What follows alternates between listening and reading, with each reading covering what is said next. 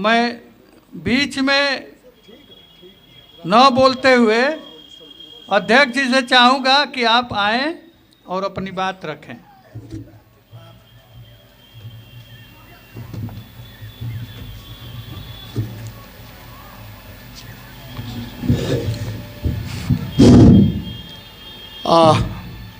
मंचस्थ रामजी यादव जी, नगीना कुशवाहा जी, मौर्य साहब, प्रसेन जी, सूत्रधार रामाशंकर जी और उपस्थित सुधीजन, प्यारे बच्चों, जो टॉपिक थी, अब चूंकि मैं अध्यक्षीय भूमिका में हूं तो मुझे नहीं लगता कि मुझे अलग से कोई भाषण देना है आपको। जो टॉपिक थी उसके साथ वक्ताओं ने अपने अपने ढंग से न्याय किया है। मैं तो आभारी हूँ राम जी का, रमाशंकर का, और इस इलाके में मैं आता रहा हूँ, बरसों से आता रहा हूँ, कि आप लोगों से मुखातिब होने का अवसर मिला और कुछ कहने सुनने का अवसर मिला। बहुत साधारण भाषा में मैं बात करना चाहूँगा जिससे चीज़ें थोड़ी सी और स्पष्ट हो सकें। साधारण बात यह है कि ये प्रकृति है, धार्मिक लोग कहेंगे कि ब्रह्म का ये विस्तार है, वही प्रभु जो है सब दे रखे हैं। थोड़ी जो वैज्ञानिक सोच के होंगे वो कहें भाई ठीक है, प्रकृति है, फिर उस प्रकृति में हम हैं, हमारा प्रकृति के साथ एक सामंजस्य है। और मानव सभ्यता लाखों वर्ष की हो गई है। कभी एक दौर था कि हम नंगा घुमा करते थे, यायावर खाना बदोश की हमारी जिंदगी थी। खाने पीने का हिसाब किताब, फल कहीं गिरा है खा लिए। इवन मजबूत आदमी कमजोर आदमी को मार दिया। ये भी दौर रहा है हमारा। पशुपालन युग, आखेट युग, उसके पीछे जाएंगे तो आदिम युग भी कहा जाता है, कृषि युग, सामंत युग, पूंजीवादी युग, इसके बाद समाजवादी। ये सब चरण हैं मानव सभ्यता के इतिहास के। तो मेरी तो समझ ये है कि यदि प्रकृति इतनी उदार है, सबके प्रति इसका बराबर भाव है, तो भगत सिंह जिनको निमित्त बना करके आज हम बात कर रहे हैं, और जो काकोरी कांड, राम जी ने थोड़ा मेरा काम आसान कर दिया, अन्य लोगों ने भी अपने ढंग से किया। अब आज़ादी तक आने में तो मैं थोड़ा वक्त लूँगा। थोड़ी सी मानव सभ्यता के इतिहास पर मैं हल्का सा चर्चा करना चाहूँगा। आज का सच ये है, अब छोड़ देता हूँ सब पीछे की बातों को, कि उत्पत्ति के साधन पर कुछ लोगों का आधिपत्य है और कुछ लोग अपना श्रम बेच करके अपनी आजीविका चला रहे हैं। दूसरी भाषा में कहूँ तो कुछ लोग खाते खाते मर रहे हैं और कुछ लोग खाए भी ना मर रहे हैं। ये तो हकीकत, इस हकीकत को हम नकार नहीं सकते हैं। तो भगत सिंह जैसा व्यक्तित्व, जब आपने राम जी ने कई धाराएं बताया, जब आज़ादी की लड़ाई हम लोग की चली तो अंग्रेज आते हैं और उसका पीछे भी, अब राष्ट्रवाद पर बड़ी बातें करने पर हम देख रहे हैं कि थोड़ा मैं घबरा रहा हूं कि मैं कम समय में चाहता हूं कि चीज़ें समाप्त कर सकूं, कम समय में चाहता हूं। औद्योगिक क्रांति के पहले, औद्योगिक क्रांति इंग्लैंड में हुआ, उसका पीरियड माना जाता है 1750 से 1850। 100 साल में इतना तीव्र गति से वहाँ विकास हुआ कि उस विकास को औद्योगिक क्रांति कहा गया। और उस विकास के मूल में क्या निहित था, 14वीं शताब्दी तक तो इंग्लैंड में भी चर्चों का राज्य था, धर्म कर्म इतना पराकाष्ठा पे कि वहाँ पर भी वही अंधविश्वास जो आज तक हम जीते हैं। धनी लोगों को लिए चर्च के जो क्लर्जी थे, स्वर्ग के लिए हिसाब किताब करते थे, इस धरती का नहीं पता नहीं, जिस धरती को हम देखे ही नहीं, वहां पे स्वर्ग में जो ऊंची वाली सीढ़ी थी तो धनी लोग खरीद लेते थे पैसा दे करके, और नीची वाली सीढ़ी स्वाभाविक है कि गरीब को मिलेगा। तो 15वीं शताब्दी से लेके और औद्योगिक क्रांति के पूर्व 200-250 वर्ष जो वहाँ की अर्थव्यवस्था जो निर्मित हुई यूरोप में, खास करके हम लोग तो गुलाम होते चले गए हैं ना, बाह्य संस्कृतियाँ आती गई हैं, हम लोग शुतुरमुर्ग वाली व्यवहार में खड़े हो गए, समाज हमारा जकड़ा रहा, बंद रहा। आज़ादी की लड़ाई पे भी थोड़ा प्रकाश राम जी ने ही डाला है कि कैसे कई धाराएं चली, कुछ पढ़े लिखे लोगों के तक ही ये सीमित था। गांधी आते हैं, थोड़ा विस्तार देते हैं, इसके बाद से कई धाराएं चलती हैं कि हम आज़ादी खाली ले लें और आज़ादी के बाद बस राजनीतिक स्वतंत्रता चाहिए हमको, या हम जब अगला हमारा भारत का समाज कैसा हो। तो तरह तरह की धाराओं की तरह तरह सोच है। कम से कम एक बात जरूर मैं कह सकता हूं कि वह धारा जो आज हिंदुस्तान में डोमिनेंटली प्रिवेल कर रही है, ये धारा की आवाज़ थी वो नहीं उस समय। ये धारा बहुत दबे कुचले अवस्था में रहती थी, कोई आवाज़ नहीं थी। वो गांधी के विराट व्यक्तित्व और खुद भगत सिंह का भी शहीद आजम कहा जाता है। सामान्य जनता खाली इतने जानती है कि भगत सिंह ने कुर्बानी दे दी, देश की आज़ादी के लिए जान दे दिए, उनके साथ सुखदेव, राजगुरु और लंबी चंद्रशेखर आज़ाद बाद में, और एक लंबी फेहरिस्त है। ऐसा कुछ नहीं था। अब चलिए उस पर हम आते हैं। कहने का मतलब है कि तब वहाँ पर क्या हुआ कि एक नारा देने लगे सब, वहाँ पर रिनेसा हुआ, यूनानी कल्चर से वो रिवाइव करके वहाँ लोगों को बताया जाने लगा कि यार पारलौकिक दुनिया कौन देखा है, इस लौकिक दुनिया को हम स्वर्ग बना सकते हैं, हम सुख से रह सकते हैं, हम प्रकृति के साथ प्रकृति के संसाधनों को अपने ढंग से हम निर्माण करके हम बेहतर जिंदगी इस धरती पे बना सकते हैं। तो वहाँ पर फिर चर्च, और धीरे धीरे जब चूंकि एक नारा दिया गया उस जमाने में, the more gold, the more wealth, the more power. पूरा यूरोप में बड़ा जबरदस्त नारा है ये कि जिसके पास ज़्यादा सोना, उसके पास ज़्यादा धन, और तो उसके पास ज़्यादा शक्ति। उसी क्रम में 1600 ईस्वी में ईस्ट इंडिया कंपनी लगभग आ गई है ना, वो बड़ी बादी एज कहा जाता है। उन सबों के मन में एक ही धारणा थी कि विदेश में ज़्यादा सामान बेचिए और कम उनसे लीजिए, तो ज़्यादा बेचेंगे तो हमको ज़्यादा सोना मिलेगा, और ज़्यादा सोना मिलेगा तो हम ज़्यादा धन होगा, और ज़्यादा धन होगा तो हम ज़्यादा ताकतवर होंगे। उसी समय, उसी उन 250 वर्षों में, चूंकि एक देश से दूसरे देश से व्यापार में संवाद करना पड़ता है, तो वहाँ भी छोटे छोटे रियासत थे, स्टेट थे। तो यूरोप का जो राष्ट्रवाद है, वहाँ का राष्ट्रवाद में एक सहूलियत है कि अधिक से अधिक कैथोलिक प्रोटेस्टेंट का एक दौर बाद में आता है। कैथोलिक बड़ा पुराना पड़ गया था, नए अर्थव्यवस्था के साथ उसका सामंजस्य नहीं बन रहा था। तो प्रोटेस्टेंट मतलब कि प्रोटेस्ट, जो पुरानी परंपरा को जो प्रतिरोध करे, वो प्रोटेस्टेंट कहलाता है। तो वहाँ पर बाइबिल को सरल भाषा में अनुवाद किया गया। यूनानी कल्चर से यह दृष्टि ली गई, भौतिकवादी दृष्टि, कि भैया पारलौकिकता जिसका कोई मतलब नहीं, कोई देखा नहीं, ताका नहीं, इस धरती को हम स्वर्ग बना सकते हैं।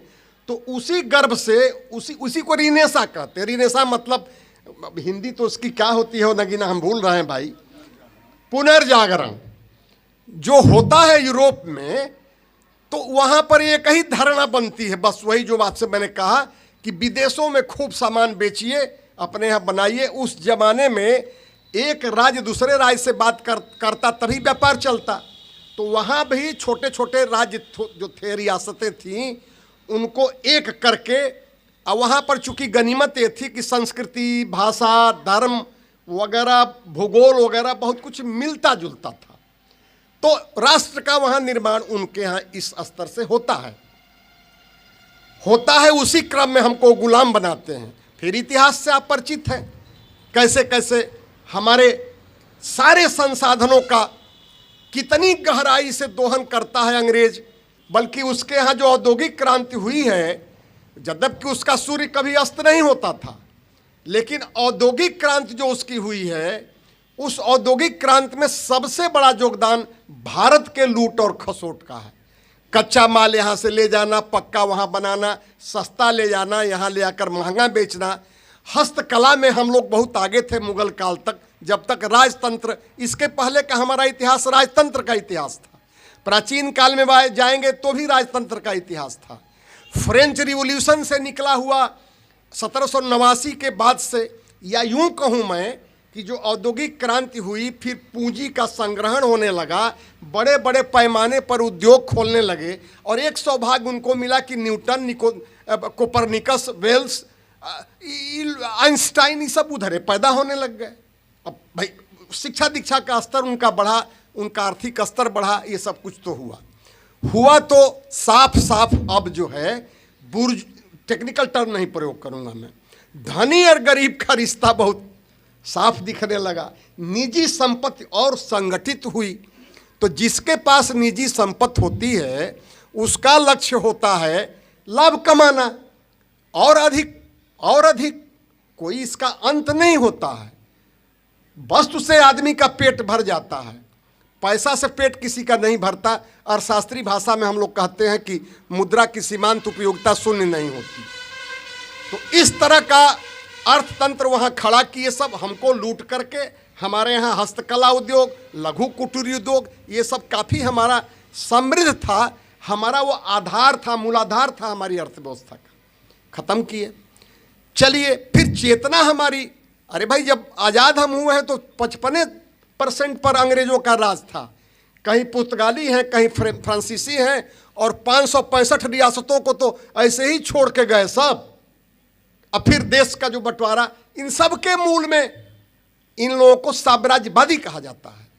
जो दूसरे देश में जा करके दूसरे देश के अर्थव्यवस्था का दोहन करें, इंपीरियलिस्ट कहा जाता है, साम्राज्यवादी कहा जाता है। उसी साम्राज्यवाद के खिलाफ में जो हमारे यहाँ लड़ाई चल रही थी, माना जाता है कि 90 साल हिंदुस्तान में आज़ादी की लड़ाई बड़ा कम जगहों पर होता है भाई, 90 साल बहुत होता है। कारण था कि हमारा देश बड़ा खंडित था, राष्ट्रीय चेतना कमज़ोर थी। एक राजा दूसरे राजा के लड़किए को पसंद कर लिया और कहा कि दे दो, और नहीं दोगे तो तुम्हारे पर हम शासन करेंगे। लड़ाई होती थी, युद्ध होता था। राष्ट्रीय चेतना जो पूर्व औद्योगिक काल में, औद्योगिक क्रांति के पहले 250 वर्षों में इंग्लैंड में पूर्ण हो चुकी थी। और मैंने आपसे बताया कि उसके पीछे इतिहास इतने ही मात्र है कि चूंकि व्यापार पर उनको बल था, तो एक राष्ट्र से दूसरे राष्ट्र से बात करने की जरूरत थी, तो छोटे छोटे रियासतों को मिला करके उनके यहाँ चूंकि थोड़ा ज़्यादा समरसता थी, वो कर ले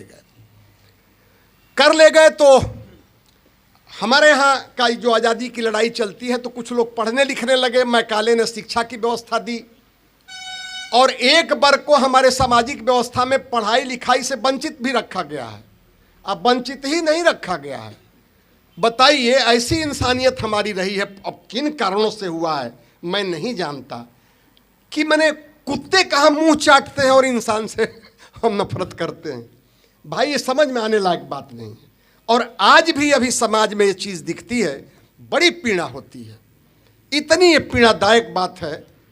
और होता यह है कि मनुष्य के अंदर एक कमजोरी होती है, जो सुविधाएं उसको इतिहास से या समाज से मिल जाता है, उसको वो बनाए रखने की कोशिश करता है जब तक कि चुनौती नहीं आती है। तो ऐसे में मैं भगत सिंह को, अब इसमें एक योगदान मैं मानता हूं गांधी का, गोखले के उस शिष्य थे। इसके पहले नरोजी का नाम इन्होंने लिया। 1885 में 57 में गदर हो गया, अंग्रेजों का कान खुला, तो डिवाइड एंड रूल, सत्ता शासी का ये चरित्र है। यदि समाज में बंटवारा है तो वह और बांटेगा, अब बांट करके शासन करता है। वही काम अंग्रेज हमारे यहाँ करते रहे। गांधी का आगमन होता है, एक योगदान गांधी का बड़ा है। उनके विचारधारा से सहमति असहमति बनाई जा सकती है। 1915 में वो आते हैं दक्षिण अफ्रीका से, गोखले उनके व्यक्तित्व की समझ बनाते हैं। वहीं पे उनके व्यक्तित्व की निर्मित हो चुकी थी। वो वही काम करने लगे थे। वहाँ भी अंग्रेजों का शासन था, खुद भी व्यक्तिगत स्तर पर झेले थे। वो फर्स्ट क्लास के बैठे थे वो गाड़ी में, उनको उठा के फेंक दिया गया था। तो उनको एहसास हुआ कि यार हम भी गरीब हैं, गरीब नहीं गुलाम देश के हम नागरिक हैं। तो ये सारे मनोविज्ञान काम करते हैं मानव सभ्यता के इतिहास में, मैं नकार नहीं सकता। आज एक और पक्ष है राम जी जिसको हम लोग भूल जाते हैं। पूंजीवाद का तो अपना एक रोल है ही है, जो देखिए जिसका हस्र आज हम झेल रहे हैं। पूरी दुनिया आज नाच रही है। एक तो टेक्नोलॉजिकल डेवलपमेंट हो गया, दुनिया यूनिफाइड हो गई और अपने हित में अमेरिका पूरे दुनिया को नचा रहा है। अब पूरी दुनिया आज परेशान है। वो तो एक अपनी जगह पर है। रेशियल सुपीरियरिटी भी जैसे हिंदुस्तान में देखेंगे तो हिंदू समाज में देखेंगे तो कुछ जातियों को ये बोध है कि हम तो पैदा होते ही हम हैं, हम अन्यों से ऊपर हैं। अब बताइए कौन ऐसा समाज है कि आपको बेमतलबे पैदा होते ही आपको महान मानने लगे? भाई ये तो बात हमारे समझ में तो नहीं आती है, ये नहीं आने लायक है। ये सब भगत सिंह भी देख रहे थे भाई। चलिए लड़ाई वड़ाई चल रही थी, गांधी जी का तो अपना एक रास्ता था, उसके साथ कुछ लोग उधर जुड़े थे, कुछ अन्य तरीके, कुछ समाजवादी लोग थे। कांग्रेस भी एक बहुत बड़ा प्लेटफार्म था। शुरुआती दौर में ये लोग भी गांधी से जुड़े हैं। वो तो असहयोग आंदोलन, अरे है ना 21 वाला, वहां तक के लोग गांधी के साथ थे। तब तक वो चौरा चौरी कांड हो गया था कि वही हो गया, तो गांधी जी उसको वापस ले लिए। गांधी जी के सोचने के अपने तरीके थे, वो अलग से बातचीत करने का विषय है। मैं गड़बड़ा गया हूं कि मैं क्या क्या आपको परोस दूं और मैं कुछ असली जगह पर आपको ले जाऊं। चलिए भाई, असली जगह ये बनती है कि हम आज़ाद हो गए और भगत सिंह को ले लेंगे। तो भगत सिंह को ये मात्र कह देना कि वो तो दे राष्ट्र के लिए कुर्बानी। बड़ा समझदार आदमी थे। किसी वक्ता ने कहा है कि वो 400-500 पुस्तकें उस जमाने में 23 साल का आदमी पढ़ डाले। कितना अब मैंने बैकग्राउंड उनकी पढ़ी थी। वो सिख परिवार से होते हुए भी उनके पहले आर्य समाजी बैकग्राउंड से वो लोग आते थे। अब उनका भी उत्तरोत्तर उनके व्यक्तित्व का विकास हुआ है। शुरुआती दौर में तो वो भी झोंकिया करके आज़ादी के लिए गए थे। अरे आज़ादी पानी है, अंग्रेजों से हमको मुक्ति पानी है। शुरुआती दौर वही है। फिर उनको पुस्तकें हाथ लगी और उस जमाने में वो रूस में क्रांति हो गई थी, जिसको बोल्शेविक क्रांति कहते हैं, या लेनिन साहब के नेतृत्व में हुआ। अब एक विवाद है कि वहाँ अभी सामंती समाज था तो पूंजीवाद नहीं था, क्या था, सब संदर्भ काटिए। वहाँ से भी भगत सिंह को दृष्टि मिल रही थी। और आपने कहा कि वो मरने के पहले तक द रिवोल्यूशनरी लेनिन करके पुस्तक थी, उसको पढ़ रहे थे। स्टेट एंड रिवोल्यूशन वो पढ़ रहे थे। दत्ता साहब से मंगवाए थे, वो बटुक दत्त से मंगवाए थे। उस पुस्तक को पढ़ रहे थे जरा, और उनका वेट बढ़ गया था। कल्पना कीजिए कि वो व्यक्तित्व किस कदर का व्यक्तित्व है। बैकग्राउंड में अजीत सिंह भी, उसके चाचा उचा भी उस आज़ादी की लड़ाई से जुड़े हुए थे। इवन जिसको आप कहा जाता है गांधी जी ने उनको बचाया नहीं, क्या किया? अरे उनके बाप गए कि चलिए क्षमे मांग लिया। रहा पुत्र का मोह होता है, कहे कि हमको आप पिता नहीं होते तो मैं आपको गद्दार कहता। हमारे पूरे यात्रा पर आप बहुत बड़ा धब्बा लगा दिए। तो गांधी बाबा क्या करते, इरविन समझौता वगैरह का दौर भी चल रहा था उस समय। इन्होंने कहा कि अरे भाई थोड़ा डाउन कर दीजिए, थोड़ा रियायत दे दीजिए, बिल्कुल मारने वाला मत करिए। लेकिन इरविन तो वो मान रखा था कि सबसे खतरनाक आदमी है लग रहा है। और खतरनाक के कारण दो होते हैं, एक तो जिसके तरफ सारे लोगों ने हिंट किया है, एक तो भाई सत्ता का खाली परिवर्तन हो जाए। अब भगत सिंह को देख रहे हैं समाज में भेदभाव है, छुआछूत है, गैर बराबरी है। उनके पूरे विचार को ठीक से पढ़ना हो, डायरी भी उनकी है, जेल डायरी, वो तो पढ़ ही लीजिए। मैं नास्तिक क्यों हूँ, वह बच्चे पर्याप्त है उनको उनके माइंडसेट को समझने के लिए पर्याप्त है। खाली उनका वो पढ़ लीजिए। वो कहते हैं कि भाई यदि लोग, धार्मिक बात है ना कि ये पूरे समाज को प्रभु का विस्तार है, बस प्रभु बना दिए। तो वो कहे कि भाई प्रभु बना दिए तो कोई लंगड़ा है, कोई लूला है, कोई अंधा है, कोई खाने बिना मर रहा है, एक दूसरे का शोषण चल रहा है। तो यदि वो नाटककार है तो मैं कहूंगा कि उसका दिमाग बड़ा विकृत है। अरे नाटककार को सुंदर नाटक कोटक बनाना चाहिए जिससे सुंदर समाज दिखे, सुंदर नाटक हो, सुंदर समाज दिखे, सौंदर्य बोध उसके पास हो। यानी कि उसके पास जो निर्माता इस प्रकृति का है उसके पास सौंदर्य बोध नहीं है, दिमाग उसका विकृत। इसमें क्या बात निहित है? निहित यह है कि भगत सिंह यह संदेशित करना चाह रहे हैं कि भैया सब कुछ मैन मेड है। मानव सभ्यता के इतिहास में हम बढ़ते चले गए हैं, किसी के पास धन ज़्यादा, किसी के पास कम। अस्वाभाविक बात है, इसमें हम स्वीकार करने में हमें एतराज नहीं है कि जो पूंजी लगाता है उसको लाभ चाहता है और जो श्रम बेचता है उसको अधिक मजदूरी होगी। तो एक सीमा तक तो स्वाभाविक है कि कॉन्फ्लिक्ट ऑफ इंटरेस्ट है, माने हित में विरोध है। अब बड़ा लंबा कहानी, इकोनॉमिक्स की बातें, एडम स्मिथ इनका उनका बड़ा चर्चा लंबी, मतलब नहीं, मोटा मोटी बात मैं करना चाहता हूँ कि यह सिर्फ, अन्य लोग तो क्रांतिकारी ही थे। चंद्रशेखर आज़ाद को ऑर्गेनाइजेशन वगैरह करने में बड़ी महारत हासिल थी, गुरिल्ला वार छिप करके रहने में। भगत सिंह उन सारे क्रांतिकारियों में बहुत इंसाइटफुल थे, बड़ा पढ़ाकू थे। वह तर्क और तथ्य में यकीन करते थे, रैशनलिस्ट थे, और उनके सामने इतिहास का एक प्रमाण सामने था। एक तरफ अमेरिका था, दूसरे तरफ रूस, हंगरी, चेकोस्लोवाकिया, रोमानिया, उत्तरी कोरिया, उधर कुबा तो बाद में आया है। ये सब पूर्वी यूरोप के रूस के उसमें सब मुल्क जो है धीरे धीरे उस अवस्था में आ गए थे। अब सवाल ये है कि जहाँ मैं जाना चाहता हूँ कि भाई ये तो यथार्थ है कि समाज हमारा विखंडित है, वर्गों में बटा हुआ है। अब भारतीय समाज वर्ग ही नहीं है, जाति, वो सामाजिक भेदभाव के भी विरोधी थे, अब घोर विरोधी हैं। और मैं मान के चलता हूं मोटा मोटी कि सारी फोर्सेज जो उस समय काम कर रही थी आज़ादी की लड़ाई का, एक तरफ भगत सिंह की भी अपनी एक लाइन थी, अन्य लोगों की कुछ समाजवादी लोग, कुछ अन्य लोग, उसके भीतर से निकल करके छन छुन करके जो आया वह आया हमारे यहाँ लोकतांत्रिक समाजवाद। संविधान में भी हम समानता, एक रिवोल्यूशन साइलेंट है। जब भारतीय समाज जो इतने जातियों में बंटने वाला, भेदभाव वाला था, एक लाइन में उसमें लिखा गया है कि भाई समानता, बंधुता और क्या है हो, स्वतंत्रता। तो भाई अम्बेडकर साहब का, भगत सिंह का तो मामला साफ था। वो है लोकतांत्रिक, लेकिन कैसा लोकतंत्र जिसमें सामाजिक भेदभाव हो, और कैसा राजनीतिक स्वतंत्रता जिसमें आर्थिक आज़ादी न हो। ये कंट्रास्ट तो है। आज के दिन में आप देखेंगे तो पूरा भारतीय समाज का यदि सही से चित्रण करेंगे आप, तो एक तो राज्य है, उसके राज्य के अपने चरित्र हैं, जिस तरह की शक्तियां खड़ी हैं, पूंजी ही बहुत दूर तक, पूंजीपति आपको देश को चला रहे हैं। बहुत दूर तक मैं आंकड़ा पढ़ा, बड़ा विचित्र स्थिति है, लोग कल्पना नहीं किए होंगे।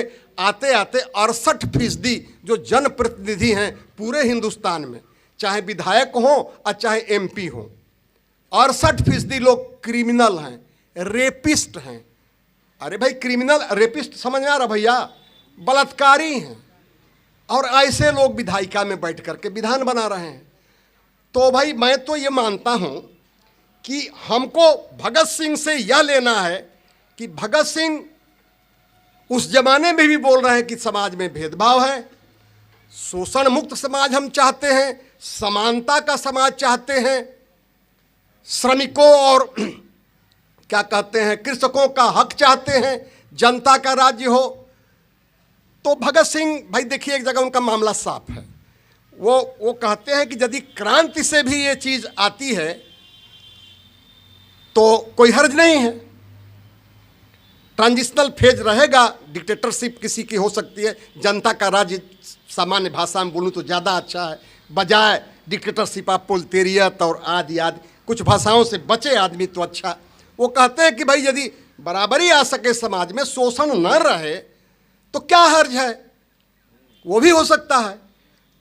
अब मैं दूसरे तरफ जा रहा हूँ, वो तो हुआ नहीं, आज़ादी मिल गई और उस जमाने में कुछ मूल्यबोध सबके पास थे।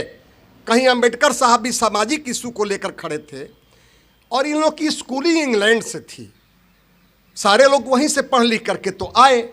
हम कहीं पिछड़ गए, हमारा गुरुकुल पिछड़ गया, का जो जिसको हम बड़ा गौरवान्वित करते हैं वो सब चीज़ें बहुत बहुत छूट गई।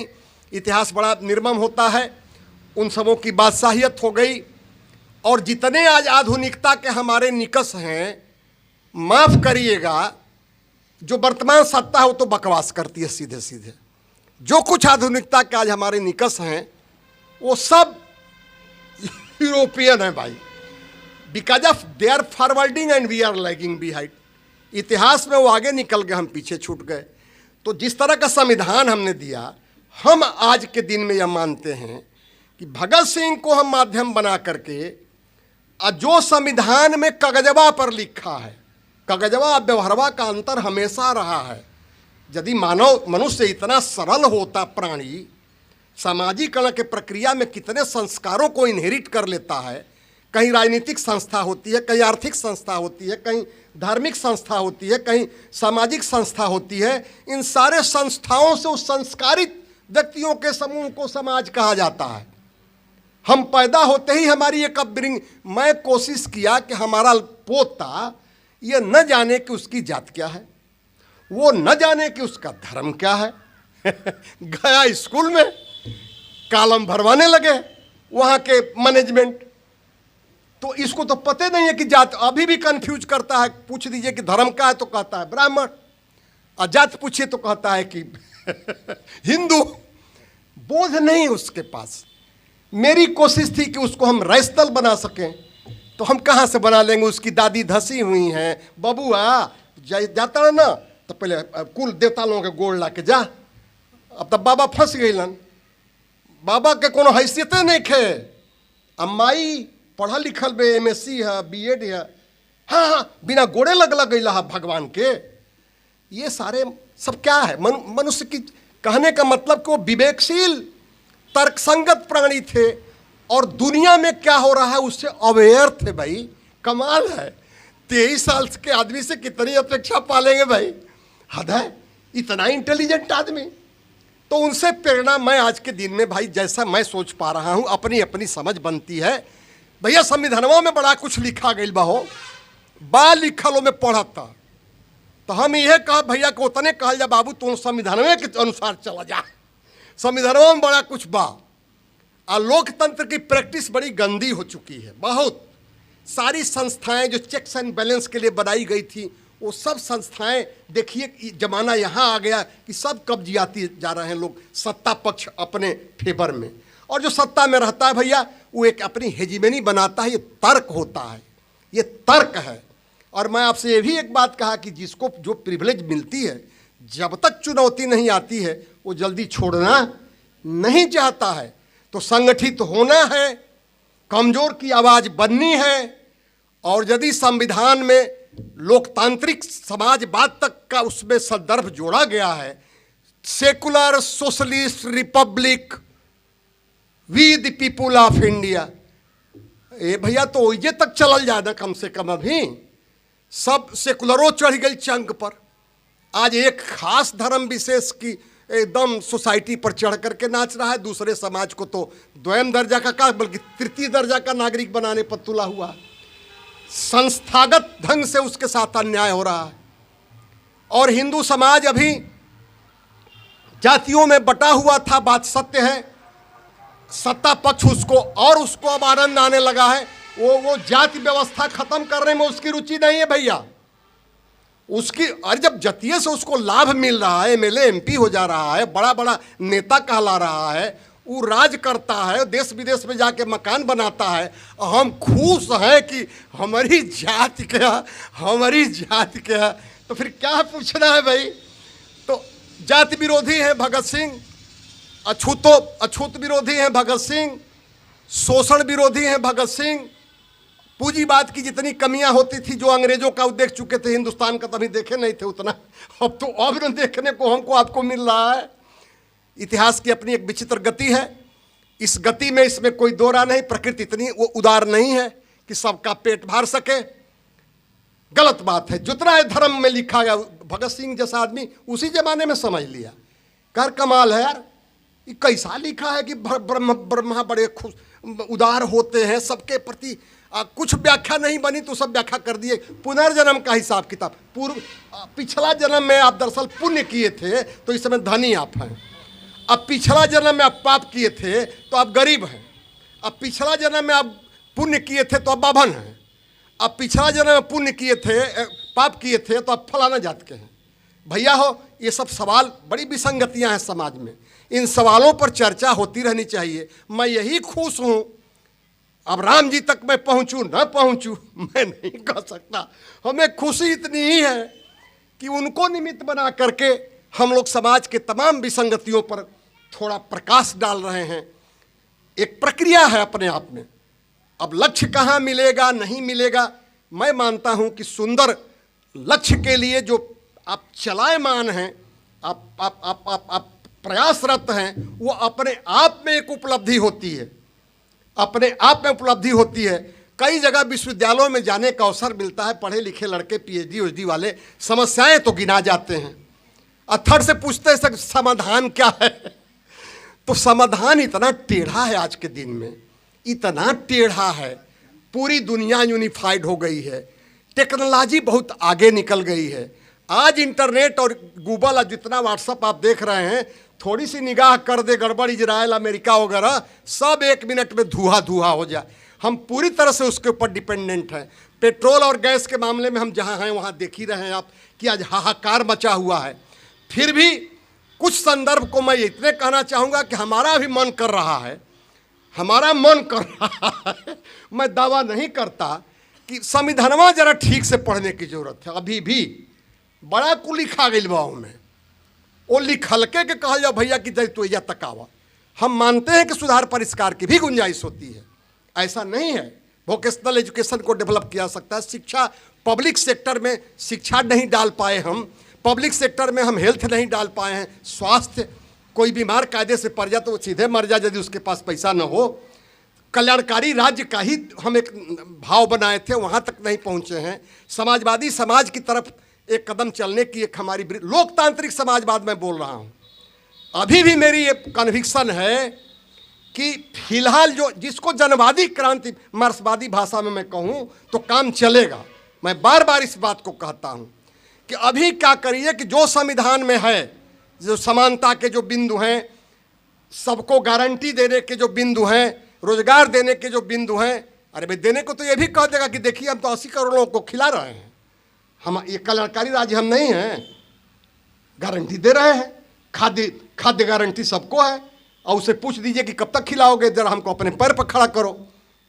आज उसका उसमें निहित स्वार्थ आ गया है कि चलिए, वो तो खुलेआम कहता है कि हमारा अन्न नमक खाओगे, हम कोट नहीं दोगे। बताइए, राज्य का हम खा रहे हैं, हम आप कर देते हैं, वो कह रहा है कि नमक हमारा खा रहे हो। वो अपनी पकेटिया से देता है। जनता को ये भी समझ नहीं है। और समाज हमारा, संविधान बड़ा आधुनिक बना, समाज हमारा भैया हम तो मान के चलते कभी भी कबीलियाई समाज है। जब जातीय में भी उलझा हुआ है और जातीय बोध, जातीय गौरव, तो ये सारे संदर्भ हैं। अभी हमको संविधान में जो कुछ है उसको एक्सप्लॉइट करने की जरूरत मैं समझता हूं अपने दृष्टि से। और चूंकि ज़्यादा समय आपका ले लिया, हमको आप सुने धैर्य से सुने और हमको सहे। लेकिन मैं कहूँगा कि कुछ मैं संकेत छोड़ रहा हूँ मैं भी, कि अभी हमें ज़रूरत है बहुत लंबा लंबा लफाजी से बच करके संविधान को देखा जाए कि उसमें क्या क्या अभी चीज़ें दे रही हैं, जो हमको अभी उसको एक्सप्लॉइट करके हम कहाँ तक पहुँच सकते हैं, जिसको मार्क्सवादी भाषा में हमारे प्रिय राम जी जनवादी क्रांत उरांत कहते हैं, वहाँ तक मानता हूँ कभी चलना है। पूंजी तो आवारा हो ही रही है, कोई दिक्कत नहीं है, लेकिन अभी गुंजाइश है, उसको एक्सप्लॉइट करने की जरूरत है। संविधान में जो कुछ लिखा हुआ है वहाँ तक ही अभी देखा जाना कि भाई तू यहाँ तक आओ, चूँकि चीज़ें बड़ा गड़बड़ा गई हैं, बड़ा दिशा उल्टा पकड़ा गया है। संकेत में मैंने बोला, सब लोग समझदार हैं, सब लोग समाज में रहते हैं, सब कुछ देख रहे हैं। बड़ा एक टेढ़ा मसला हिंदुस्तान में फंस गया है। हरिजन का गरीब और बाभन का गरीब संगे बैठी ना पाई, दोनों एक बराबर गरीब बना, लेकिन चित्त उनकी अलग अलग है। कैसे वर्ग बनावल जा हमारा समझ में ना आवत है, थोड़ी कठिनाई है। अभी संविधान में जो कुछ है एक एक पन्ने को उघेड़िए और उसको लेकर लड़ाई लड़िए, फिर आगे क्या होगा इतिहास तय करेगा। इसका अभी हिसाब किताब क्या किया जाए। भगत सिंह ने एक अलख जगाई उस जमाने में, नो डाउट कि वो अन्य क्रांतिकारियों में बहुत प्रबुद्ध आदमी थे, बहुत पढ़ंकु थे, विवेकशील थे। और खाली एक पुस्तक मैं कहूँगा, यदि पढ़े लिखे आप हैं, वो पुस्तक हर जगह उपलब्ध है, शायद आपको दृष्टि मिले, मैं नास्तिक क्यों हूँ, और सब छोड़ दीजिए उनकी जेल डायरी और सब कुछ, मैं नास्तिक क्यों हूँ पढ़ लेंगे तो उस आदमी के माइंडसेट की समझ आपको बनेगी। बहुत बहुत धन्यवाद, आपने अवसर दिया, मैंने कुछ आपसे कहा। और पुनः मैं रमाशंकर और राम जी का आभारी हूँ कि आप लोगों से मुझे कुछ कहने सुनने का अवसर प्रदान किए। धन्यवाद।